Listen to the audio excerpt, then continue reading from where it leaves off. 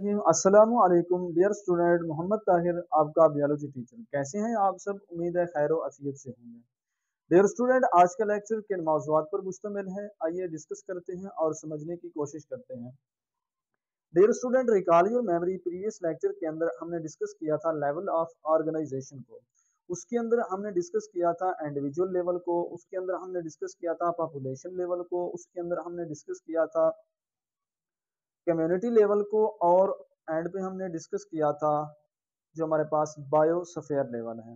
तो आज जो हमारा है नेक्स्ट टॉपिक, उसको हम डिस्कस करने जा रहे हैं। आइए उसको समझते हैं। Cellular organisation.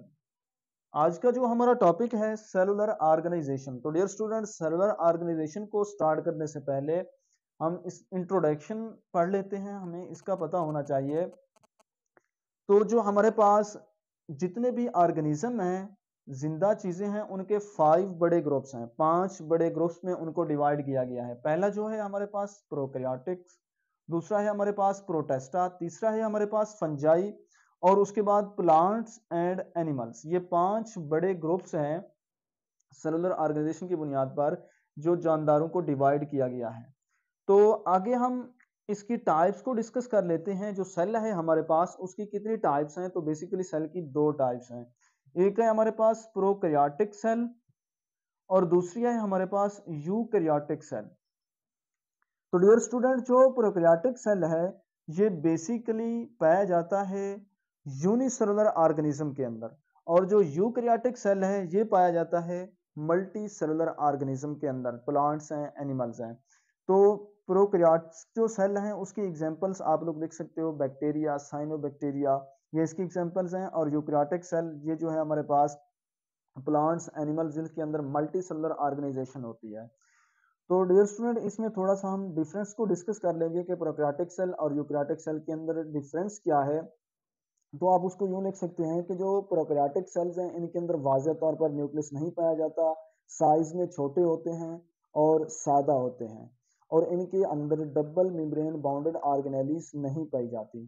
तो इसका आप लिख सकते हैं यूकैरियोटिक सेल्स के अंदर कि इनके अंदर जो न्यूक्लियस है वो वाज़ेह तौर पर मौजूद होता है, और ये साइज में लार्ज होते हैं, बड़े होते हैं, और इसके अंदर डबल मेम्ब्रेन बाउंडेड ऑर्गेनेलीज भी मौजूद होती हैं। तो डियर स्टूडेंट, आप इसको इंग्लिश में यूं लिख सकते हैं कि the prokaryotic cell have does not nucleus, they have small in size and simple, they have low double membrane bounded organelles। तो इसके अंदर आप लिख सकते हैं कि the eukaryotic cell have nucleus, prominent nucleus मौजूद होता है इसके अंदर, they have large in size and complex, they have double membrane bounded organelles। तो डियर स्टूडेंट, आइए अब हम स्टार्ट करते हैं सेलुलर ऑर्गेनाइजेशन को, कि किसी भी ऑर्गेनिज्म के अंदर जो सेल की ऑर्गेनाइज्ड होती है, सेल जो तरतीब पाता है उसकी किस तरीके से होती है। तो सेल की जो सेलुलर ऑर्गेनाइजेशन है वो 3 तरीकों से होती है। सेल के अंदर, सेल किसी भी ऑर्गेनिज्म के अंदर जब सेल ऑर्गेनाइज्ड होता है तो 3 वेज के ऊपर होता है, 3 उसकी कैटेगरीज हैं। सबसे पहले जो है हमारे पास यूनिसेलुलर ऑर्गेनाइजेशन। यूनिसेलुलर बोलते हैं ऐसे ऑर्गेनिज्म जो सिर्फ एक सेल पर मुश्तमिल होते हैं, उनकी बॉडी जो है वो एक सेल पर मुश्तमिल होती है। हमारी आंख उनको देखने से कासिर होती है, हम उनको देखने के लिए माइक्रोस्कोप का इस्तेमाल करते हैं। तो डियर स्टूडेंट, इसकी एग्जांपल आप लोग देख सकते हैं व्हाइट बोर्ड के ऊपर। तो अमेबा इसकी एग्जांपल है यूनिसेलुलर ऑर्गेनिज्म की, और इसी तरह हमारे पास पैरामीशियम इसकी एग्जांपल है। पैरामीशियम है ये हमारे पास, यूगलिना है, और इसकी एक एग्जांपल और भी है जिसको हम बोलते हैं यूगलिना। अमेबा, पैरामीशियम और यूगलिना ये यूनिसेलुलर ऑर्गेनिज्म की एग्जांपल है, ऐसे ऑर्गेनिज्म जो सिर्फ एक सेल पर मुश्तमिल होते हैं। इनके अंदर जो जितनी भी बॉडी के फंक्शंस होते हैं, एक्टिविटीज होती हैं, उनका जिम्मेदार सिर्फ एक सेल होता है जिनसे मिलकर इनकी बॉडी बनी होती है। तो डियर स्टूडेंट, नेक्स्ट है हमारे पास कॉलोनियल ऑर्गेनाइजेशन, कि ये होते तो यूनिसेलुलर ही हैं। ये जो कॉलोनियल ऑर्गेनाइजेशन है ये होते यूनिसेलुलर हैं बुनियादी तौर पर। अब ये जो ऑर्गेनिज्म है एक कॉलोनी बना के, एक ग्रुप बना के, एक गुच्छे के फॉर्म में एक दूसरे के साथ मिल के रहते हैं, तो हम उसको नाम देते हैं कॉलोनियल ऑर्गेनाइजेशन। अगर हम इसकी एग्जांपल को देखें तो इसकी एग्जांपल हमारे पास वॉलवॉक्स है। वॉलवॉक्स की कॉलोनी ब्लू ग्रीन एल्गी होता है ये। इसके अंदर हर सेल जो होता है वो डिपेंडेंट नहीं होता, इंडिपेंडेंट होता है, सिर्फ मिल के रहते हैं एक जगह के ऊपर, कॉलोनी बना के रहते हैं, लेकिन होता हर सेल इंडिपेंडेंट है। और वो अपनी बॉडी के अंदर जो फंक्शंस परफॉर्म करते हैं, अपने मैंने क्या मतलब कि हर सेल मीन कि हर सेल जो है अपने तौर पर अपना फंक्शन सर अंजाम देता है, कॉलोनी की फॉर्म में सिर्फ रहते हैं।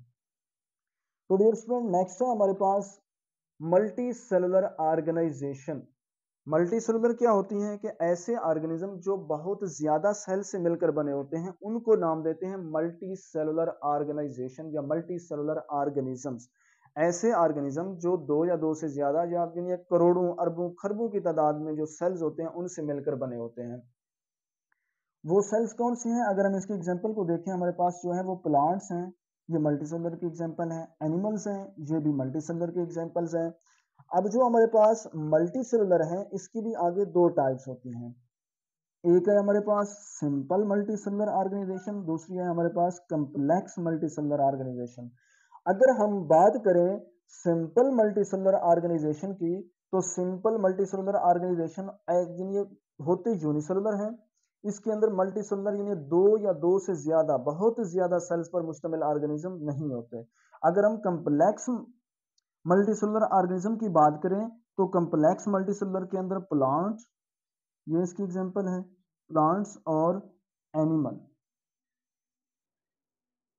यानी ऐसे ऑर्गेनिज्म जो बहुत ज्यादा अरबों खरबों की तादाद में सेल से मिलकर बने होते हैं, वो प्लांट्स की बॉडी है, एनिमल्स की बॉडी है, ये बहुत ज्यादा सेल से मिलकर बनी होती है। अगर हम प्लांट्स की बात करें तो प्लांट्स के अंदर मस्टर्ड प्लांट, जिसे हम सरसों का पौधा बोलते हैं, सर्दियों में बोया जाता है और सर्दियों के एंड पे इससे बीज बनता है और इस प्लांट से इसके बीज से ऑयल हासिल किया जाता है। और ये जो प्लांट्स हैं इसके दो पार्ट्स होते हैं, एक को हमारे हम नाम देते हैं वेजिटेटिव,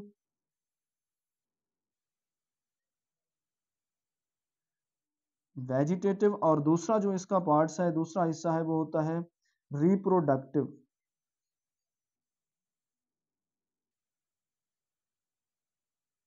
अब जो वेजिटेटिव पार्ट्स होते हैं मस्टर्ड प्लांट के, सरसों के पौधे के, इसके स्टेम हैं, लीव्स हैं और इस तरीके से इसकी जो रूट्स हैं, ये वेजिटेटिव हिस्से हैं। और दूसरा रिप्रोडक्टिव पार्ट्स जो है, इसका फ्लावर जो है वो मस्टर्ड प्लांट का रिप्रोडक्टिव हिस्सा है। अगर हम इसी तरीके से एनिमल्स की बात करें तो एनिमल्स के अंदर हमारे पास है फ्रॉग। अब जो मस्टर्ड प्लांट का साइंसी नाम है, साइंटिफिक नेम जो है इसका ब्रासिका कंपेस्ट्रस, इसका साइंसी नाम है। तो फ्रॉग हमारे पास एनिमल्स के अंदर आती है। इसकी एग्जांपल कि फ्रॉग्स के अंदर बहुत से मुख्तलिफ ऑर्गन सिस्टम से मिलकर बना होता है। जिस तरीके से हमने लेवल ऑफ ऑर्गेनाइजेशन के अंदर पढ़ा था कि जब डिफरेंट ऑर्गेनिज्म जो है सॉरी डिफरेंट ऑर्गन सिस्टम जो हैं जब वो आपस में तरतीब पाते हैं, मिल के काम करते हैं, तो वो एक इंडिविजुअल बना देते हैं। इसके अंदर बहुत से डिफरेंट ऑर्गन सिस्टम्स मौजूद होते हैं इसके बॉडी के अंदर फंक्शन परफॉर्म करने के लिए। हर ऑर्गन सिस्टम जो है वो एक डिफरेंट अपना एक मखसूस काम सर अंजाम देता है, स्पेसिफिक फंक्शन परफॉर्म करता है। तो फ्रॉग का जो साइंसी नाम है ड्राना टिग्रीना, सरसों के पौधे का साइंसी नाम था ब्रासिका कैम्पेस्ट्रस और फ्रॉग का साइंसी नाम क्या है? राना टिग्रीना। तो डियर स्टूडेंट, इसको आपने राइट टोन भी करना है। उम्मीद है कि आपको ये लेक्चर समझ आ गया होगा। तो ये हमारे पास जो था आज का लेक्चर, तो इसमें शॉर्ट क्वेश्चन के तौर पर भी पूछा जा सकता है और लॉन्ग क्वेश्चन के तौर पर भी पूछा जा सकता है। इसमें से शॉर्ट क्वेश्चन के तौर पर पूछा जा सकता है कि यूनिसेलुलर ऑर्गेनिज्म, उसकी एग्जांपल कॉलोनियल ऑर्गेनाइजेशन। अब ये क्वेश्चन है कि जो हमारे पास एनिमल्स की कितनी ग्रुप्स हैं, कितने ग्रुप्स में डिवाइड किया गया है, ये भी पूछा जा सकता है। इसी तरीके से इसको आपने अच्छे तरीके से समझ लेना है और राइट डाउन कर लेना है।